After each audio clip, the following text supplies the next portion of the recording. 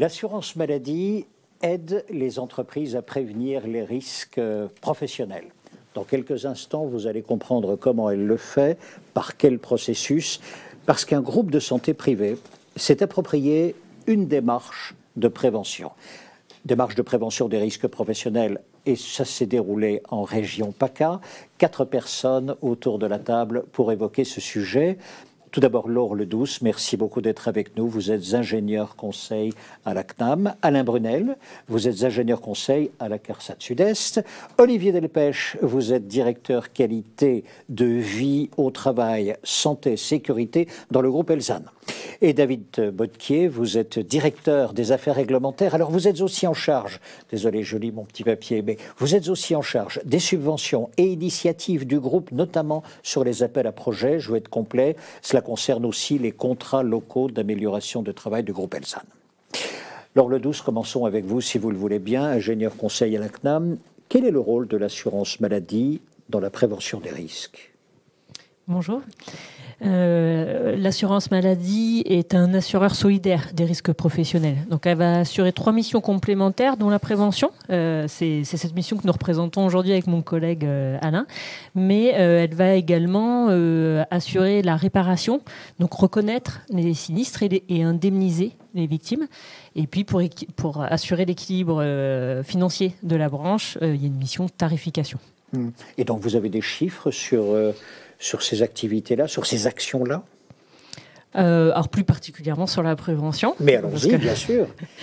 Sur le secteur, en fait, les principaux chiffres, ça va être ceux des accidents du travail et maladies professionnelles qui ont déjà été évoqués jusqu'alors. Après, on entre vite dans un jargon qui vont être rapportés à des nombres d'heures travaillées ou des nombres de personnes. Donc, on a par exemple l'indice de fréquence pour le secteur de l'hospitalisation privée, qui est de 48,5, avec une moyenne tout secteur confondu aujourd'hui qui est à 33. Donc, on est nettement au-dessus de la moyenne du régime général. Alain Brunel, le rôle de la CARSAT Sud-Est dans ce dispositif-là?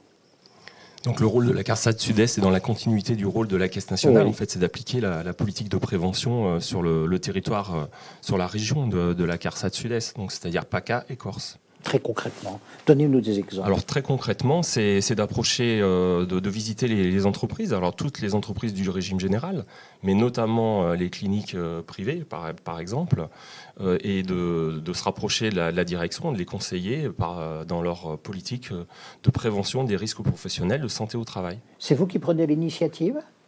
Alors, ou vous êtes appelé? Alors on a les deux cas de figure en fait. Hein. On peut être appelé, ce qui arrive assez fréquemment, mais aussi on a aussi une mission de mettre en œuvre des différents programmes nationaux et régionaux, dont le programme TMS Pro, donc qui a été initialisé, alors qui est reconduit d'année en année depuis 2013 par la Caisse nationale. Racontez-moi le TMS Pro. Allez-y, je veux tout savoir. Ça va être long. Hein. Dans un instant. Parce que c'est bon. Dans un instant. Ah, mais dans un instant. Bon, très beau programme, allons-y. Je vais faire une version courte. Au contraire. Donc, effectivement, c'est un programme qui existe depuis 2013. Donc, on a eu le temps de s'améliorer, de peaufiner ce programme. L'idée, c'est qu'il y a un certain nombre d'entreprises qui ont été repérées et priorisées dans leur accompagnement parce qu'elles ont une sinistralité en lien avec les troubles musculo-squelettiques qui est supérieure à la moyenne, qui est particulièrement remarquable, on va dire. L'hospitalisation privée, c'est 1/20 de ces entreprises. Hein. C'est à peu près 400 établissements actuellement sur 8000. Oui, c'est une cible profonde. Visible. Ensuite, il y a un accompagnement qui est proposé par les équipes des CARSAT, ingénieurs conseil et contrôleurs sécurité, pour mener une démarche structurée, en 4 étapes, une démarche structurée pour la prévention des risques professionnels. Alors plus particulièrement pour les TMS en général, on aura le temps d'en reparler, mais pour ce qui est du secteur sanitaire et médico-social, on a tenu à être ambitieux, assurance maladie et la branche, pour aller plus loin que simplement le risque troubles musculo-squelettiques et couvrir l'ensemble des risques professionnels de l'activité. Ce que j'aimerais comprendre, c'est le lien entre vous deux. Vous me dites, moi j'observe l'ensemble de l'activité économique et je vois où se trouvent effectivement les accidents, les chiffres, etc. Et je me dis, là, il faut quand même appliquer la politique nationale ou bien il faut être très très prudent. Comme vous appelez la CARSAT, vous lui dites, il faut agir là-dessus. Comment ça se passe? J'aimerais vraiment, très concrètement. Ou pas du tout? Vous faites chacun votre job, chacun de votre côté? Non, en vous ignorant loyalement, sauf lorsqu'on vous invite. C'est ça que j'avais dit. C'est un double système de communication. L'information va dans les deux sens. Alors, de façon très caricaturale, par exemple, pour la formation, à une échelle de temps un petit peu importante. Mais c'est la formation, initialement, un constat qui vient du terrain, des personnes qui rencontrent les entreprises, les acteurs des entreprises, qui se rendent compte qu'une formation serait un plus, une formation adaptée au secteur serait un plus. Le besoin, il est remonté en caisse nationale, et, également avec l'aide de l'expertise du réseau, et en lien avec la branche, il y a une co-construction qui est organisée, gérée, un chef d'orchestre, si on peut dire, au niveau de la Caisse nationale. TMS Pro, c'est combien d'étapes de développement? 4. 4. On peut les voir? Oui, effectivement. Alors, la première, c'est déjà pour l'établissement de voir en quoi il est concerné par les troubles musculo-squelettiques, d'avoir un premier bilan, un premier état des lieux. Le deuxième, qui est vraiment primordial, il concerne l'engagement. Donc, les directeurs, plus particulièrement, les dirigeants de ces établissements sont concernés pour évaluer quelles ressources ils sont prêts à investir en ressources humaines, ressources financières. Et il va y avoir nécessité de former une ou des personnes en prévention des risques professionnels. Et il y a besoin d'identifier la bonne personne. Ensuite, les deux autres démarches sont des démarches plus classiques d'évaluation des risques, si je puis dire. On est sur évaluation des risques, établissement d'un plan d'action en lien avec les risques évalués et priorisés. On se met en œuvre ces actions, on les évalue. Et là, la boucle vertueuse commence. En fonction de l'évaluation, soit on a diminué suffisamment les risques ou non, et on reprend une nouvelle évaluation des risques, des mêmes risques ou de nouveaux risques. Alors, comment ça boucle? Alain Brunel, dans votre région, vous avez déployé sur plusieurs établissements de soins, de santé, vous avez déployé une politique de prévention TMS Pro. Racontez-nous. Oui, alors c'est très simple. En fait, comme l'a expliqué Laure Ledouce, nous avons une liste d'établissements concernés par TMS Pro. Alors sur PACA, ça représente 150 établissements, du sanitaire et médico-social. Donc dedans, il y a des cliniques privées. Et puis, nous nous rapprochons de ces établissements. Alors, c'est l'avantage d'être concerné par ce programme quand on est un établissement sanitaire médico-social, c'est qu'on, comme d'ailleurs tout type d'établissement, c'est qu'on peut bénéficier d'un accompagnement d'un préventeur CARSAT. Qui a un mandat pour passer du temps dans cet établissement. Et puis, donc, pourquoi passer du temps? Déjà, expliquer toutes les ressources dont peut disposer les établissements. Alors, TMS Pro, c'est un programme avec des objectifs, mais il y a des ressources. Donc, il y a un site internet qui est dédié à ce programme, avec on va dire un espace qui est ouvert à tout type d'établissements, des établissements qui sont concernés et les autres, et un espace privé qui est avec un espace sécurisé par établissement, sur lequel l'établissement va alimenter un certain nombre de réponses à des questions, en fait. Parce que TMS Pro, c'est 4 étapes, mais c'est 18 questions, en fait. 18 questions posées. Donc, c'est tout un parcours et qui nécessite finalement un mode d'emploi. Et le préventeur CARSAT est là pour expliquer le mode d'emploi à l'établissement. Dans l'exemple qu'on va voir dans un instant, qu'on va déployer, vous avez passé beaucoup de temps. Dites-moi, c'est un programme qui a duré combien de temps pour vous? Alors en fait, c'est des saisons de 4 ans. Donc on a une première saison 2014-2017. Et puis, elle a été reconduite 2018-2022. Et puis, probablement, ça va continuer en 2023. Mais bon, pour l'instant, il reste encore à faire au moins la fin de 2021 et déjà 2022. Bon. On y passe un certain temps, effectivement. Restez bien là, vous compléterez les témoignages qui vont suivre. Olivier Delpech, David Botquier. Tous les deux, vous avez toujours eu une préoccupation de prévention des risques professionnels. Et donc vous avez participé en région PACA, si j'ai bien compris, au développement de cette action très précise menée par la Caisse d'assurance maladie et par la CARSAT pour prévenir les risques professionnels. Ce que j'aimerais, c'est comment avez-vous initié la démarche? L'histoire démarre comment? Écoutez, c'est assez simple. Alors, pour compléter ce qu'a dit Alain tout à l'heure, en fait, la CARSAT a été appelée, pour le coup, puisque c'est Sandrine Matisse qui a été à l'initiative du projet chez nous, qui a rencontré M. Bielek de la CNAM.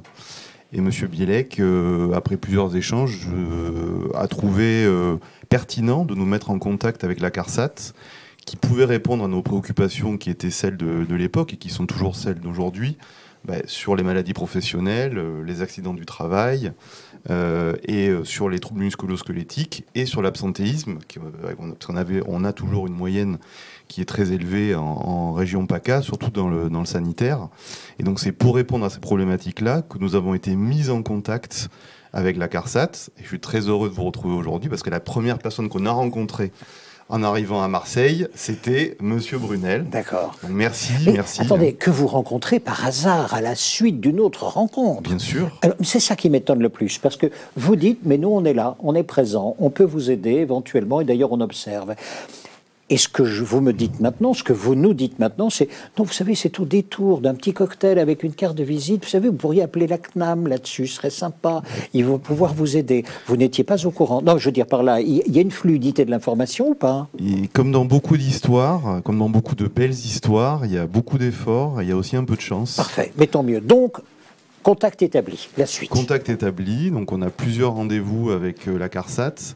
Alors, je vous avoue que de notre côté, je ne sais pas comment c'était, peut-être que Alain pourra compléter. De notre côté, on était un peu en terrain incognita parce qu'on ne savait pas du tout. Moi, j'étais habitué à suivre des projets qui intéressaient les CLACT notamment et la QVT, mais uniquement du côté véritablement 100% sanitaire avec des appels à projets ARS.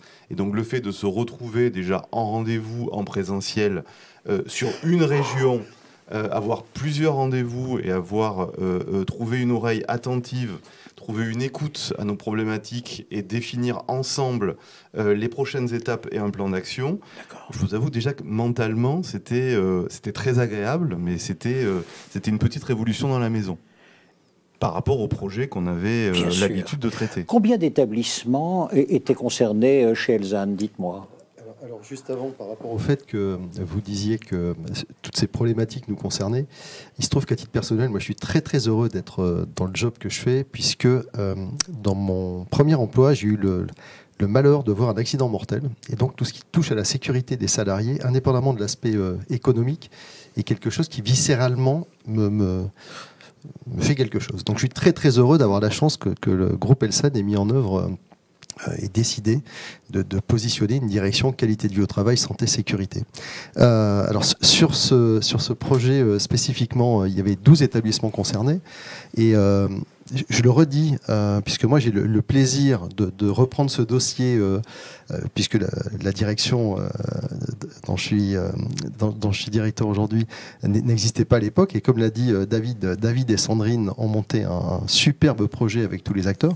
Et maintenant, je me retrouve à avoir le plaisir de le déployer en termes de mise en œuvre. Et quelque part, je mesure tout le travail qui a été fait, notamment par chaque établissement qu'il a fallu convaincre.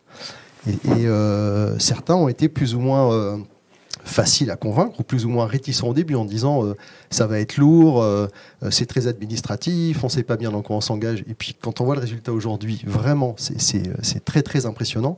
Et puis il faut dire aussi les choses comme elles sont. On a eu la chance d'être accompagné par la CARSAT et en l'espèce par un monsieur qui s'appelle Frédéric Gérald, qui vraiment... vous posiez la question tout à l'heure de est-ce que la CARSAT y passe du temps? Je vous confirme qu'il y a passé du temps, de l'énergie, de la bonne humeur pour quelque part faire en sorte qu'à la fois au niveau des établissements, mais aussi au niveau de la gouvernance du projet, parce qu'il y a eu tout un tas de choses qui ont été mises en place avant qu'on en arrive à quelque chose de concret, à vraiment mouiller la chemise. Il n'y a pas d'autre terme pour nous accompagner. C'est ce que j'aimerais comprendre, c'est le pas à pas. Donc 11 établissements concernés. 12, vous prenez... Pardon? Si en oubliant, après, ils vont être 12. 12, excusez-moi. 12 établissements concernés, première réunion avec la CARSAT, et vous voulez déployer le programme TMS Pro. Nous sommes d'accord ou pas? Ça ne vient pas tout de suite, peut-être. Si. On a dans l'idée d'avoir une action en matière de prévention avec le soutien de la CARSAT sur une dimension. Alors là, c'est l'innovation du projet, c'est avec une dimension régionale. Voilà. Parce que on connaissait, pour ma part, comme je l'ai dit, je connaissais les appels à projets auxquels on répondait. Alors, quand je suis arrivé en 2014 dans le groupe, on répondait établissement par établissement. Et ensuite, on a commencé à répondre en multi-établissement, voire aujourd'hui en territoire. Mais les territoires qui sont des territoires infrarégionaux. Aujourd'hui, avec le projet de la CARSAT, le challenge qu'on devait relever, c'était de répondre en région. D'accord. Donc 12 établissements ne l'avaient jamais fait. On a dû coordonner l'action de 12 individus, bien sûr, individualités, oui, qui n'avaient strictement, quelquefois, rien à voir les unes avec les autres. Alors, ni en termes de perception des troubles musculo-squelettiques, ni en termes d'intégration de la prévention dans leur établissement, ça c'est très important. Et en termes de documents uniques, certains avaient des documents uniques qui étaient très élaborés, très complets, d'autres avaient des documents uniques qui n'avaient pas eu trop de retour de la part des salariés. Donc on était vraiment dans une situation extrêmement disparate.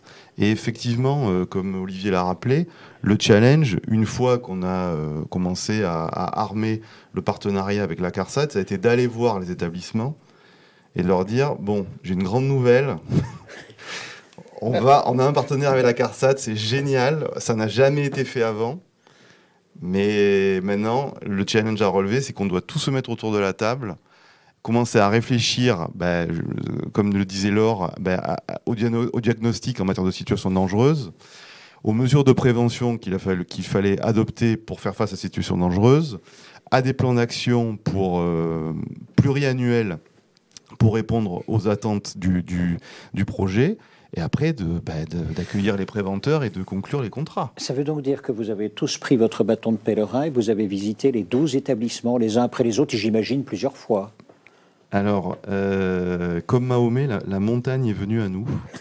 C'est-à-dire? Parce que nous avons tenu à ce qu'il y ait une grosse phase de pilotage, en fait, dans le projet. On a déjà échangé à plusieurs reprises avec la CARSAT. Expliquez bien. Le challenge à relever, c'était de dynamiser en fait les établissements, la perception qu'ils avaient de la qualité de vie au travail, de la santé, sécurité au travail, en leur imposant un rythme. Alors en leur imposant, en donnant un rythme à ce partenariat. La manière la plus optimale qu'on a trouvée pour dynamiser ce partenariat, c'est de créer à la fois des comités de pilotage au niveau de chaque établissement et un comité de pilotage régional qui se réunissait grosso modo tous les 2 mois. Donc tous les 2 mois, nous descendions en région PACA, nous rassemblions tout le monde pour regarder où ils en étaient, chacun d'entre eux, pour échanger, très important, sur les bonnes pratiques entre les établissements et pour essayer de tirer vers le haut les établissements qui étaient le plus en retard, alors pour des raisons parfois indépendantes de leur volonté. Est-ce que ça veut dire que dans la mise en place de cette politique TMS Pro, chaque établissement, avec son comité de pilotage, jouissait d'une certaine autonomie de mise en place, selon un calendrier collectif peut-être, mais avec une singularité qui était prise en compte? Alors, Thierry, la question que vous posez est extrêmement pertinente parce que effectivement, certains pourraient être tentés de penser qu'on a essayé de faire une espèce de grande poche dans laquelle on a mis tout le monde et qu'on a poussé tout le monde vers ce partenariat. Alors pas du tout. On avait un objectif commun.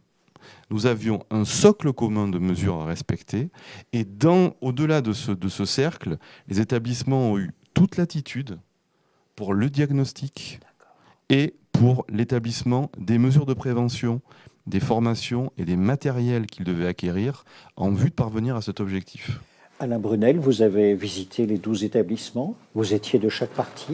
Moi, personnellement, non, mais Vos par équipes contre, nous avons, nos équipes, oui, je veux dire, notamment Frédéric Gérald. Alors, peut-être, je vais juste peut-être rebondir un peu sur ce qui a été dit, parce que c'est fort intéressant, évidemment. Je veux dire, on parle de TMS Pro, on parle d'une organisation de prévention que vous avez mis en place, en fait, et aussi de convaincre les directeurs, même en étant d'un groupe. Que la direction générale soit convaincue, c'est une chose, c'est un prérequis, c'est indispensable, mais on s'aperçoit qu'il faut convaincre chaque directeur pour que ça fonctionne.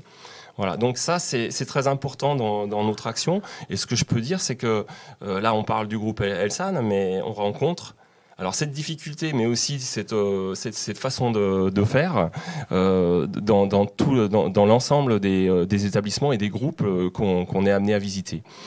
Ça c'est le premier point. Ensuite, ce qui est très important, une fois qu'il y a un engagement de la direction et des directions, en fait, c'est que, alors ça a été dit lors des précédentes prises de parole, c'est qu'il y ait donc un engagement, c'est quoi? C'est en fait, finalement, c'est intégrer les risques professionnels, la santé au travail, les objectifs de qualité de vie au travail dans les objectifs prioritaires, en fait. Et c'est fondamental. Ça doit être fait au niveau du groupe, mais ça doit être fait au niveau de chaque établissement, puis ensuite de chaque salarié finalement. Et donc ça nécessite pour cela la mise en place d'une organisation de prévention. Olivier Delpech. Je me permets de rebondir parce que justement, on est complètement en phase et cette notion d'engagement, que ce soit sur les sujets de qualité de vie au travail, de prévention au sens large, de santé, de sécurité, c'est effectivement, je suis complètement en phase avec vous, c'est comment faire en sorte qu'à tous les niveaux de l'entreprise, et vraiment à tous les niveaux, ça remonte sur le dessus de la pile. Parce qu'effectivement, comme vous le dites fort justement, si la direction générale est engagée, c'est déjà une bonne nouvelle, mais si les directeurs d'établissement ne sont pas convaincus, ça ne marche pas. Et si les directeurs d'établissement sont convaincus, mais que les managers opérationnels le sont pas, ça marche pas non plus. Et on le vit au quotidien sur un programme de qualité de vie au travail qu'on déploie en fait au sein de chaque équipe, et où on explique que si à chacun des niveaux, les personnes ne sont pas engagées pour faire en sorte que les salariés, par rapport à quelque chose de structuré en termes de situation et de diagnostic, on ne les intègre pas, ben, ça ne marche pas. Et à l'inverse, comme l'a dit David, ce que je trouve assez impressionnant, c'est quand on voit l'hétérogénéité des 12 sites, aussi bien en termes de taille, parce qu'il y en a des très petits et des très gros, aussi bien en termes de métier, parce que certains sont dans du chirurgical, d'autres pas. C'est impossible quelque part, depuis un programme national, de dire « schlag, tout le monde fait pareil », parce que ça n'a aucun sens. À l'inverse, d'arriver à embarquer tout le monde pour que les personnes soient engagées, que les directeurs soient engagés, et que par rapport à leur réalité, ils mettent en place ce qui ira le mieux dans leur site, c'est ça qui fait que ça marche. Et c'est trouver le bon phasage entre pousser avec bienveillance, mais pour tenir un timing et respecter le fait que chacun est différent. On a bien compris que l'adhésion devait venir de partout déjà, et surtout du dessous d'abord. Mais quel a été l'argument initial? Comment avez-vous dit « il faut y aller » ? Je vous écoute. Quel était l'argument? Il n'y a pas eu d'argument massu là-dessus. C'était juste, comme avec la CARSAT, on a fait plusieurs rencontres avec les directions des établissements. Pour répondre à ce que disait Alain, il y a une chose qui est très importante. Dans notre item, dans notre catégorie pilotage, dans notre mission générale de pilotage, le premier item, c'était l'implication des directeurs, qui ont dû être formés déjà. Donc il y a eu cette espèce d'acculturation à la prévention déjà, parce que là aussi, dans les directeurs, il y avait beaucoup de profils qui étaient hétérogènes. Et ensuite, une fois qu'on a embarqué les directeurs, on avait la légitimité pour embarquer les directions. Et une fois qu'on a mis tout le monde autour de la table et qu'on leur a dit, voilà, on a ce projet-là avec la CARSAT, c'est un super projet, qu'on leur a exposé ce qu'on voulait faire, quels étaient nos attendus, les missions et les bénéfices, au bout de quand même un temps qui était relativement long, tout en leur cachant, bien évidemment, au départ, le temps de préparation qu'il fallait pour arriver, ne serait-ce qu'à la conclusion des contrats, vous vous en doutez, tout le monde s'est trouvé embarqué, sans qu'on ait finalement à forcer personne. Et c'est là, je pense, la force de ce partenariat, depuis le départ, c'est que c'est de l'humain.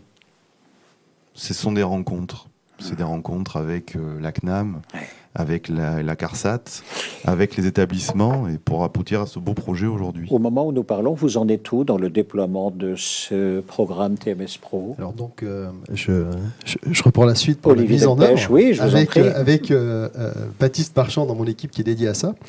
Donc typiquement, il vient de faire le tour des 12 établissements pour voir où est-ce qu'on en est. De façon très très synthétique, on en est à peu près, malgré les perturbations qu'ont engendré l'année dernière, qui a été un peu particulière, vous vous en doutez, on en est quasiment, c'est un programme triannuel comme ça a été dit, pas loin du tiers de ce qui était prévu a été engagé.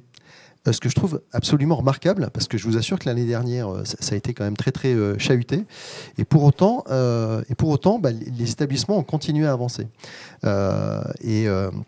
Il se trouve que demain, on a une journée ensemble à Toulon avec les établissements, avec Alain, avec Frédéric Gérald, avec l'ARS qui a aussi ce soir participé, ensemble, quoi, c'est ça. ou demain matin.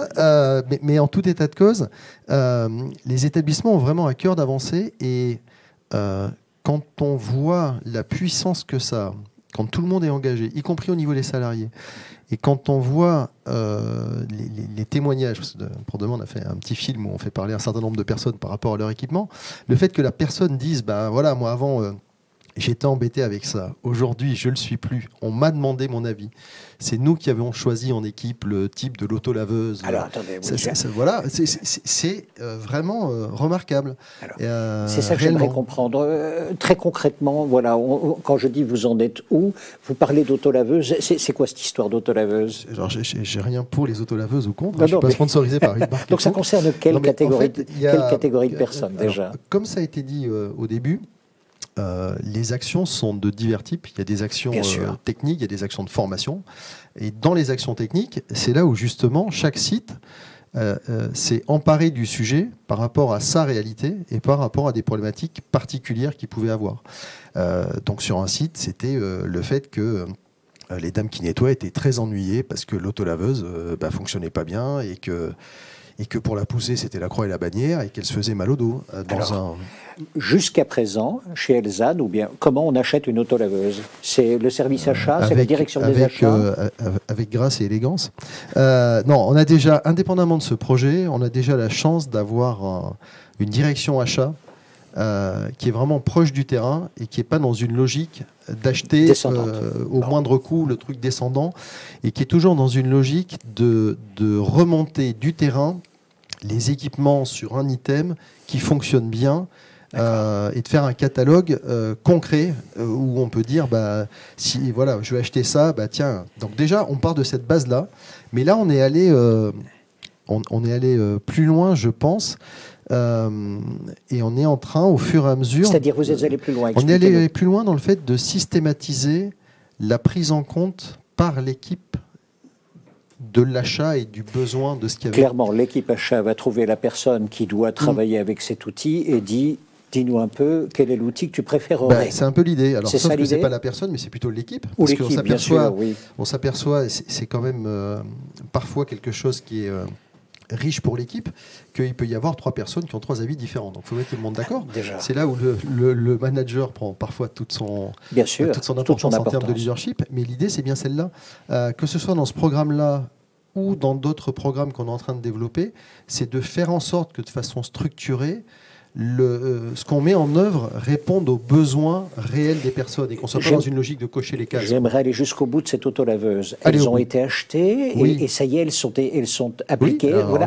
Et donc, la dame est très contente. La dame est contente. Comportement des équipes. Voilà. La dame est contente. La dame est contente et quand on fait le tour et quand Baptiste Marchand va la voir en disant est-ce que vous êtes contente, elle dit oui, regardez comment ça marche. Elle lui fait une démonstration. De façon assez naturelle. C'est son autolaveuse. Le résultat du travail est là aussi pour l'ensemble de l'établissement. Tout à fait. Et TMS Pro, c'est ça, c'est permettre à l'ensemble des collaboratrices, collaborateurs, chacun dans son poste, de pouvoir bénéficier quoi? Formation et également l'outillage nécessaire pour pouvoir bien faire le job. Il y a les deux, sachant que tout ça, ça part d'un diagnostic. On est d'accord, on est bien d'accord. Mais une fois qu'on est d'accord sur les choses à mettre en œuvre, c'est effectivement... je trouve qu'il n'y a rien de pire, et on le voit hélas parfois, que de mettre en œuvre des formations ou des achats sans demander l'avis aux gens. Et ça, je le vois souvent, puisque dans la partie qualité de vie au travail, on est immergé au sein des équipes. C'est terrible, parce qu'en plus, les personnes disent « c'est dommage, vous nous avez acheté quelque chose et c'est pas le bon outil, quoi. » Alors que là, il y a vraiment cette mise en œuvre où, quelque part, il y a l'engagement de faire en sorte qu'on fait au mieux en tenant compte de la vie de chacun. Est-ce que vous voyez déjà les résultats dans vos 12 établissements, ne fût-ce que sur l'ambiance, l'état d'esprit? Vous en êtes à un tiers du programme, avez-vous dit, hein, voilà. Et vous dites c'est déjà extraordinaire d'avoir pu tenir cette cadence-là avec la pandémie qui est arrivée. Vous voyez une modification dans l'état d'esprit, dans l'ambiance, également peut-être déjà dans les résultats chiffrés? Alors, avant de parler des résultats chiffrés, il y a quand même un point qui est fondamental, c'est qu'on voit que notamment en termes de dialogue social, les équipes et les représentants des équipes sont, comment dirais-je, sont contents de voir qu'on fait des choses pour les salariés, avec les salariés, et qui collent aux besoins. Parce que c'est souvent des choses qui remontent dans les CSE, où parfois vous avez des représentants du personnel, à raison, qui disent mais vous avez dépensé tant et ça ne correspond pas aux besoins. Donc s'il n'y avait que ça déjà, ça serait énorme. Ensuite, on commence à en percevoir les bénéfices, sachant que les achats viennent simplement d'être réalisés. Quand je dis qu'on en est au tiers, donc c'est que le début de la démarche. Et je dirais qu'il faut justement accepter sur ces sujets-là que l'ensemble de l'organisation comprenne que ce sont des sujets de long terme. Et que c'est pas du one shot, c'est pas en disant tac, on achète une auto-laveuse, pouf, il n'y a plus d'accident. Non, bien sûr. C'est le fait de dire au contraire, c'est une démarche, et ce que disait Alain, c'est une démarche qui est dans la durée. Une saison, chez nous, c'est 4 ans. Et que tout le monde comprenne que, bien sûr, c'est gagnant dans la durée. Mais si aussi on travaille dans la durée. Et ça, c'est un point qui vraiment fait que ça gagne. C'est qu'on n'est pas là pour faire une année en disant du genre cet établissement il y a des soucis, pouf, on va tout régler. Ça ne marche pas, ça.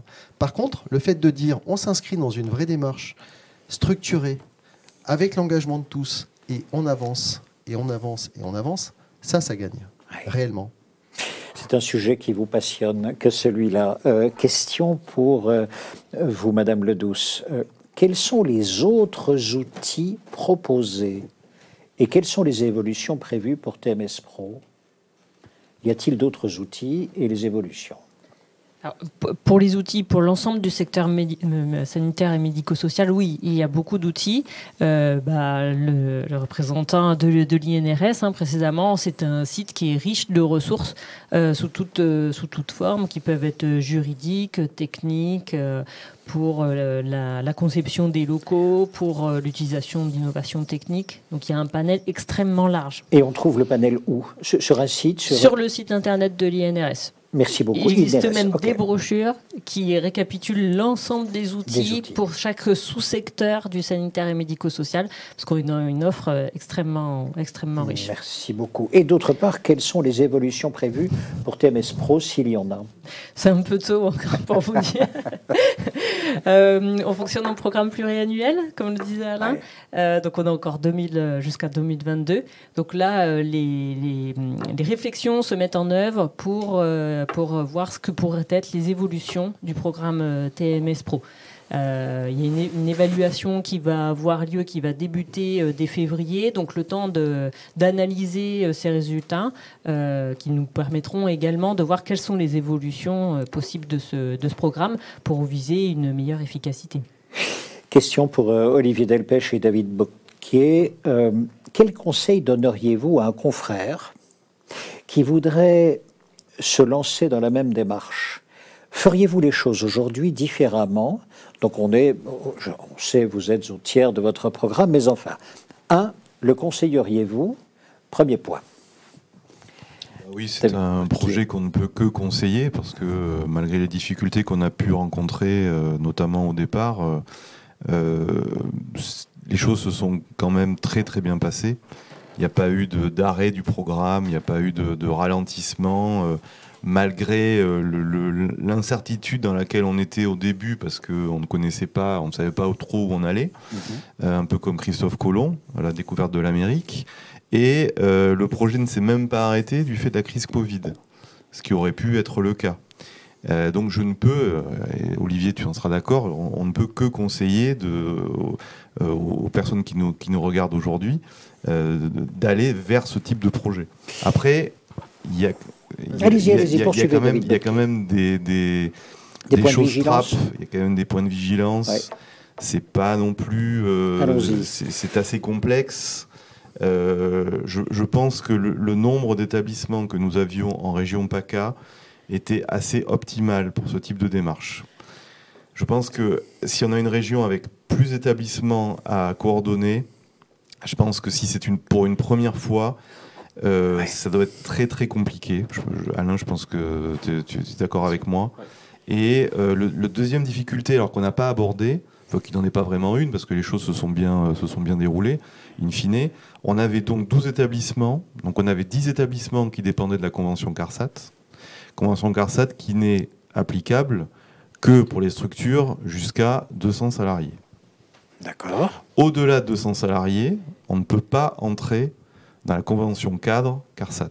Et vous avez fait comment ? Bien, du coup, nous avons demandé à la CARSAT et à M. Gérald, que je remercie ici, comme Olivier l'a fait, de venir avec nous à l'ARS pour leur demander s'ils pouvaient, pour plaider, bien évidemment, pour plaider notre cause et pour savoir s'il n'y avait pas une manière, en complément du programme de prévention CARSAT, d'avoir une aide de l'ARS sur ce point-là.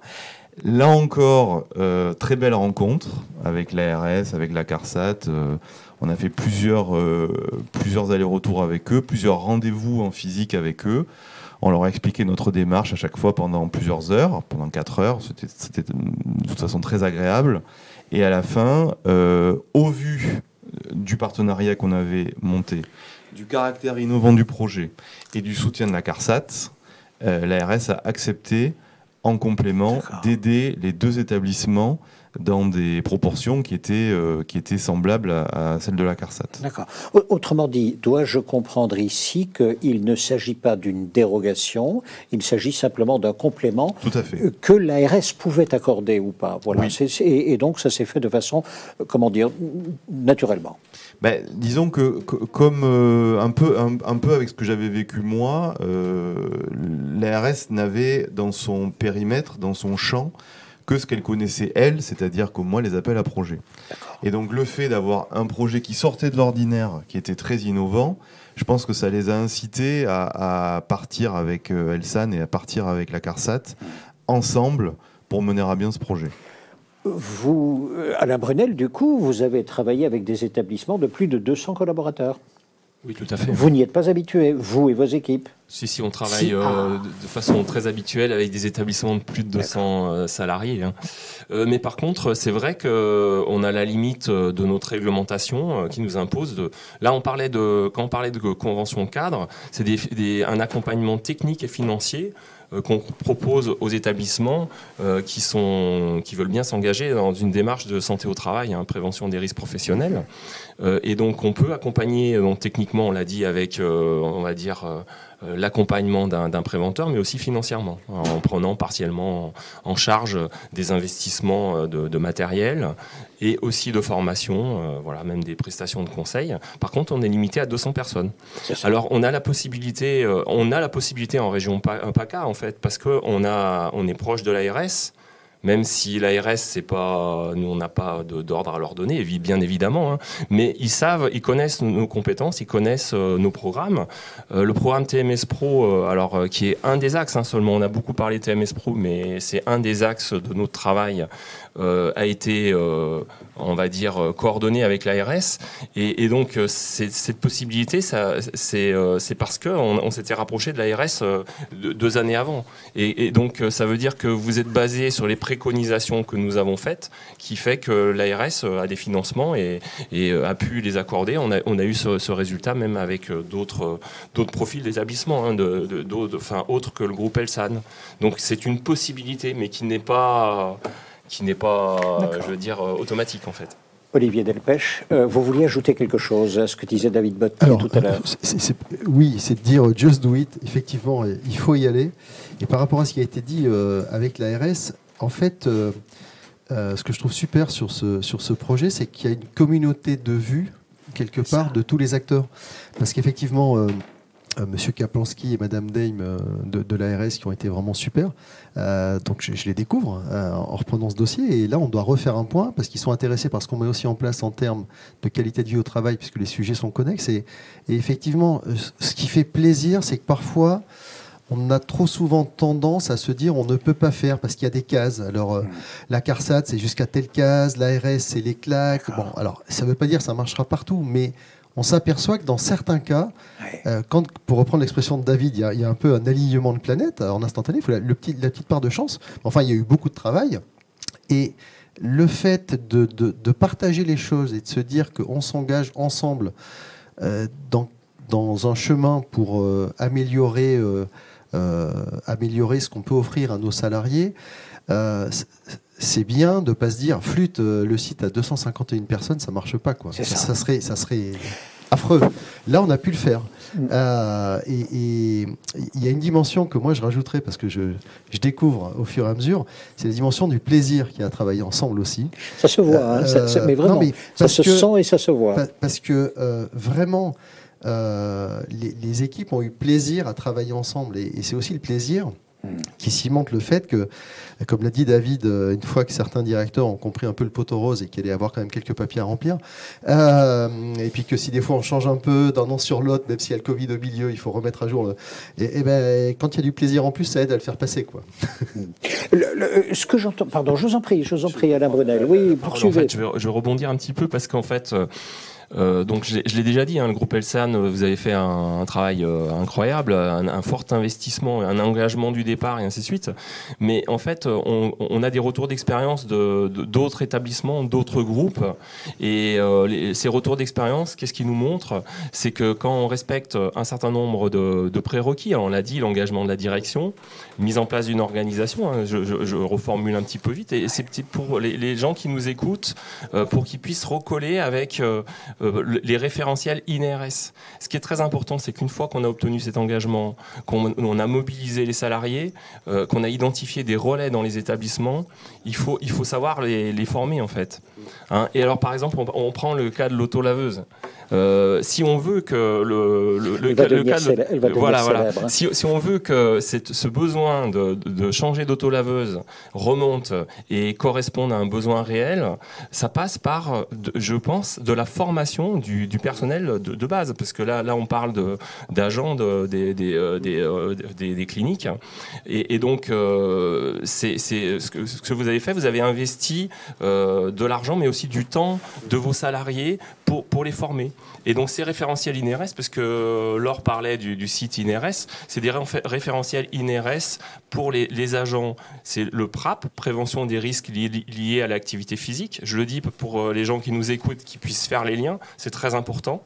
Ce référentiel permet aux salariés de se former à la mobilisation des patients, des résidents, mais également d'évoluer parce qu'on en a beaucoup parlé en première partie de table ronde, d'évoluer dans leur savoir-être, être capable de formuler, d'analyser des situations à risque, d'identifier des aides techniques à mettre en place et de formaliser une proposition d'amélioration des conditions de travail à la direction. Et vous voyez, si on n'a pas cette condition, si on n'a pas mis en place ces compétences, en fait, une augmentation des compétences des salariés, c'est très difficile à mettre en œuvre. Donc les retours d'expérience sur plus de 300 établissements qu'on a en PACA, c'est ceux qui ont réussi, c'est ceux qui ont été capables de prendre ce temps, prendre cet investissement, former leurs salariés.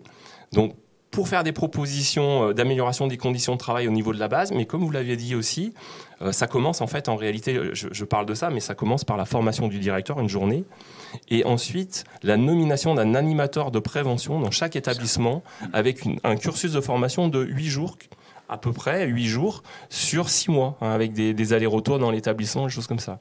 Alors souvent, quand on parle de ça, des fois, ça fait peur parce que c'est beaucoup de temps. Et c'est pour ça que c'est en amont, il faut avoir investi sur convaincre les gens. C'est ce que vous avez dit, hein, David. Après, juste un petit peu sur ces référentiels, ce qui est important de dire aussi. Et là, on va reparler d'Elsan. Sur ces référentiels, c'est un référentiel, donc le référentiel de formation du directeur et de l'animateur de prévention. C'est plutôt un référentiel qui est orienté projet de prévention, conduite d'un projet de prévention santé au travail. Et ce référentiel, il a été co-construit avec une organisation professionnelle. Alors, c'est pas la FHP au départ, c'est le CINERPA, mais c'est des organisations sœurs, si on peut dire, en 2015. Donc, pour les EHPAD, pour les salariés des EHPAD. Et il a été élargi. Alors, je dirais grâce à Elsan, puisque en fait, on a demandé un élargissement et donc la FHP a vraiment a contribué à cet élargissement. On a élargi ce référentiel au secteur sanitaire en 2019 pour permettre ce beau projet avec Elsan sur 12 établissements de l'expérimenter. Et on connaît la suite, fin 2019. Alors bien sûr, il s'est passé des choses en 2020, vous en avez parlé, mais ce référentiel, ça a été entériné, que c'était une réussite qui pouvait tout à fait être étendue à l'ensemble des établissements sanitaires et médico-sociaux. Voilà. Merci beaucoup pour ce rappel, David Bottier. C'est vrai, Alain, tu as raison de le rappeler. C'est vrai que on peut même se dire que le projet a fait évoluer notre environnement normatif, puisqu'on est passé à un dispositif à pas sanitaire, ce qu'on n'avait pas au départ et ce qui était un petit peu gênant. Après, tu as raison aussi de le souligner, faut ne pas parler que des TMS. Parce que c'est vrai que c'est le plus parlant, parce que on imagine les charges qui sont de la manutention avec des malades, on n'en a pas parlé, mais ce qui nous avait vraiment interpellé au début, c'était un service dont on ne parle quasi jamais, c'était la stérilisation. Parce qu'il y a un port de charge lourde avec beaucoup de TMS qui apparaissent du fait de ce port de charge lourde. Il y a également le deuxième volet qui est tout aussi important à nos yeux, qui est la prévention des risques psychosociaux. D'accord. Voilà. Donc là, ça va être, là on le retrouve surtout sur le volet formation, hein, naturellement. Ça va être surtout des formations qui sont gestion de l'agressivité, bientraitance, etc. Plus que d'autres formations qui sont orientées TMS, comme par exemple gestes et postures. Voilà. Donc on a cet accompagnement-là aussi, parce qu'on sait que nos salariés, nos infirmières, nos aides-soignants, nos ASH, nos puéricultrices, elles sont confrontées aussi à la souffrance, à la mort, à l'agressivité des patients, quelquefois, des proches. Donc il faut être paré à ça. On commence à comprendre pourquoi ça se développe sur 3 ans. Hein, parce que non, mais vraiment, là, au fur et à mesure que vous nous donnez de l'épaisseur sur ce programme-là, on commence vraiment à comprendre que c'est... Voilà. Et même 3 ans, on se dit, ça doit être dense. En fait, c'est pas... Enfin, pour moi, c'est même pas 3 ans. C'est de rentrer dans une démarche. Bien sûr, une démarche. Oui. D'autant plus que, comme l'a dit fort justement David, c'est un millefeuille. Mais tout ça, dans la qualité de vie au travail, ce qu'on développe, c'est aussi la même approche, c'est de faire en sorte de mettre les personnes en capacité de remonter ce qui ne va pas et de remonter les pistes qu'elles ont, parce que dans la majorité des cas, les équipes et les personnes savent quoi faire sur beaucoup de sujets. C'est de les écouter et de faire en sorte, je vais être provocateur en disant ça, d'arrêter des fois de ne pas mettre les personnes en situation de réussir leur job et de faire en sorte qu'elles retrouvent du sens qu'elles ont un peu perdu, parce que parfois on ne les écoute pas. Mais si on prend encore un tout petit peu de recul, c'est de se dire, bon sang de bois, notre job c'est quand même de soigner des gens, et on trouve remarquable de commencer à s'occuper des salariés. Chercher l'erreur. Oui, vous êtes en train... Enfin, vraiment, l'une des clés du succès de toute opération, et entre autres de celle-ci, d'après ce que nous entendons, c'est le management. c'est l'attention à l'autre en permanence, la singularité de l'établissement, vous l'avez dit, prendre le temps d'être avec la direction de l'établissement pour pouvoir faire en sorte que celle-ci puisse prendre le temps d'adhérer. Tout ce que vous nous dites, ce sont des temps humains. Et vous avez dit, ça a pris beaucoup de temps de préparation, vous l'avez dit. Mais on commence à comprendre pourquoi. Ce sont des discussions encore et encore. Ça ne vient pas mécaniquement. Nous sommes bien d'accord. Non, c'est très, effectivement, c'est très chronophage. Bon, c'est pour faire avancer le projet. Mais si on revient sur quelques étapes qui nous ont mené à la conclusion du partenariat, c'est vrai qu'une fois qu'on a mis tout le monde autour de la table et qu'on leur a présenté le projet, il a fallu, d'une part, on l'a dit, impliquer les directeurs, impliquer les directions, leur expliquer que, avant toute chose, parce que certains avaient très à cœur, d'ores et déjà, de nous dire quelles mesures de prévention il fallait adopter. Et qu'ils avaient déjà peut-être quelques idées sur un plan d'action. Bon, il a fallu calmer certaines ardeurs, mais tout s'est très très bien passé. Et leur expliquer que, justement, il fallait repartir du service, oui, repartir de ce que vivaient les gens au quotidien, hein, comme l'a dit Olivier, et de voir, face à telle situation dangereuse, quelles mesures de prévention on pouvait voir, ensuite de revenir en réunion pour échanger les bonnes pratiques entre établissements. Là, on s'est aperçu, par exemple, qu'on avait un établissement qui avait fait une vidéo sur les gestes et postures en service de stérilisation pour montrer aux salariés, aux agents, quelles étaient leurs propres postures, pourquoi ça n'allait pas et pourquoi elles allaient provoquer à terme, pourquoi elles pouvaient provoquer à terme des troubles musculo-squelettiques. Donc c'était absolument passionnant, puisqu'après on a fait comme une vidéo miroir les gestes et postures qu'il fallait adopter pour prévenir ces troubles. Donc c'était vraiment, c'était absolument génial. Mais une fois qu'on a fait ce diagnostic, une fois qu'on a remonté les mesures de prévention que les établissements voulaient adopter, il a fallu confronter ces idées entre nous, puis aller les confronter avec les préventeurs, ce qui a demandé encore un temps d'échange, puis que le préventeur rédige et présente le projet de contrat de partenariat à conclure, puis que ce projet de contrat soit envoyé pour signature à Paris, avec un délai de signature d'1 mois et demi, je m'en souviens. Et une fois que ce contrat a été signé, c'est là où tout commence en fait. Oui, c'est ça. Parce que la phase de préparation est achevée, mais maintenant, il faut y aller. Vous n'êtes que sur la ligne de départ. On n'est que sur la ligne de départ. Alors, on est dans les starting blocks, on est bien préparé, parce qu'on a été entraîné, on a les bonnes chaussures, on a le maillot, on a tout ce qu'il faut, on a la petite gourde sur le côté, mais quand le coup de feu retentit, on est prêt, mais il faut y aller. Il faut y aller. Il y a une question. Juste, vous avez évoqué les troubles psychosociaux, risques psychosociaux. Oui. Ouais. Pourriez-vous développer? C'est une question. De quoi s'agit-il exactement et quel est le déploiement qui a été fait?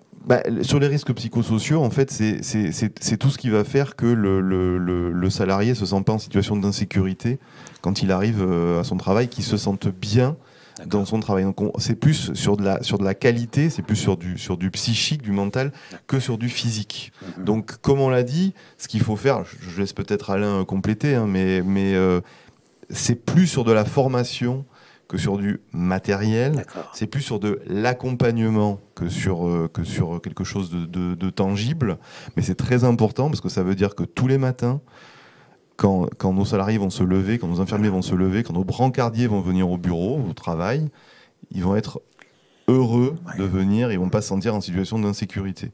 Donc ça nous paraissait, donc bien sûr, effectivement, quand les matériels sont là, ça fait un plus, mais ce n'est pas suffisant en matière de risques psychosociaux. Madame Brunel. Oui, bien sûr, je vais bien rebondir. Évidemment, il ne faut pas négliger les risques psychosociaux. Ils sont intimement liés au TMS, en fait. En réalité, des études de l'INRS ont montré, même des études bien plus larges, ont montré qu'il y a un lien. C'est-à-dire, plus les RPS sont élevés, plus les TMS, par conséquence, augmentent, et inversement. Voilà. Alors, ce qu'il faut peut-être dire, c'est on a beaucoup parlé du projet TMS Pro, c'est un très bon programme national, mais s'adresse au risque TMS au départ. Pourquoi ? Pourquoi ? Parce que c'est 70% des accidents du travail qui sont liés à une manutention manuelle. Donc tout naturellement, on s'attaque à ce risque en priorité.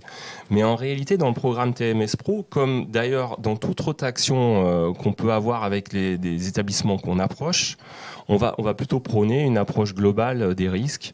Et ce qui va rassurer peut-être certaines personnes, les formations dont on a parlé, notamment la formation SMS, ex-HAPA, donc pour le directeur et l'animateur, ce sont des formations qui balayent tous les risques en fait, hein, et alors qui sont référencées dans le programme TMS Pro, c'est-à-dire les établissements qui suivent le programme TMS Pro, on va inciter, on va demander aux salariés de se former selon ce référentiel, mais c'est plus large que les TMS. Ça intègre donc les RPS. Notamment, il y a un petit outil qui est transmis, c'est l'outil Faire le Point. Oui. Olivier Delpech. Je me permets de le dire. Moi, je suis très agréablement surpris par la qualité, le bon sens et la simplicité des outils qui sont proposés. Moi, je suis pas le king de tout ce qui est procédure et administratif. Au début, quand on m'a dit tu reprends le dossier, je me suis dit il va falloir que j'aille dépiler tout un tas de trucs. Objectivement, je suis bluffé par la pertinence et la simplicité des outils qui sont à mettre en œuvre. Enfin, vraiment. Le fait de faire un autodiagnostic, la grille INRS où on dit tac, on va se faire un tour, mais on part de 0 à 100%. Est-ce que ce sujet-là, on est bon, vraiment, pour l'avoir mis en œuvre avec des équipes qui au début disent ouh là là, vous dites allez, on se pose, et vraiment les outils sont très très bien faits. Ce que je trouve parfois frustrant dans ces démarches, c'est que il faut rester humble, parce que parfois on met beaucoup d'énergie, comme l'a dit David, c'est comme l'histoire de Coluche, on était presque parti, on allait partir, on était prêt à partir, puis on n'est toujours pas parti. Puis quand on démarre la ligne de départ, on se dit il n'y a pas de ligne d'arrivée, parce que c'est un process continu. Et puis parfois il ne faut pas céder au découragement, parce qu'effectivement l'animateur SMS du site, qui est quelqu'un de super, pouf, il a décidé de changer d'endroit, il faut en reformer un. Le directeur qui était acquis à la cause, il y en a un nouveau qui arrive, qui connaît rien, qu'il faut reprendre. Il y a tous ces sujets-là, mais si vous aimez Goethe, Thierry, moi je suis plus Chauvin, moi c'est plus Cyrano. Il y a une phrase que j'aime beaucoup qui dit, qui tourne autour du fait de se faire plaisir avec des petites choses, c'est-à-dire petit, sois fier des fruits, des fleurs, même des feuilles. Si c'est dans ton jardin à toi, c'est dans ton jardin à toi que tu les cueilles. Tout à fait. C'est dans une superbe tirade de Cyrano. Tac, on commence avec les feuilles. Oui. On voit quelques fleurs apparaître, on va voir quelques fruits, puis on va continuer, quoi. Mais oui, les outils sont là. Les investissements, quand on est suffisamment malin, et on arrive toujours à l'être, on trouve toujours. Mais le vrai sujet, le sujet cœur, c'est l'attention à l'autre, l'énergie que va mettre le management et le fait que le management comprenne que quelque part, le résultat en bas de page, l'EBITDA, qui surtout en ces moments de projection budgétaire, occupe beaucoup de monde, quelque part, c'est un peu que le résultat de ce qu'on va mettre en œuvre pour que les gens aient envie d'être chez nous. Et puis le matin où ils sont pas bien, où ils se disent est-ce que je m'arrête ou je m'arrête pas, crac, je vais faire l'effort pour l'équipe, je vais faire l'effort parce qu'on est bien là où on est ou pas. Et voilà. Merci beaucoup. Un tout dernier mot. Allez, un tout dernier mot. Là.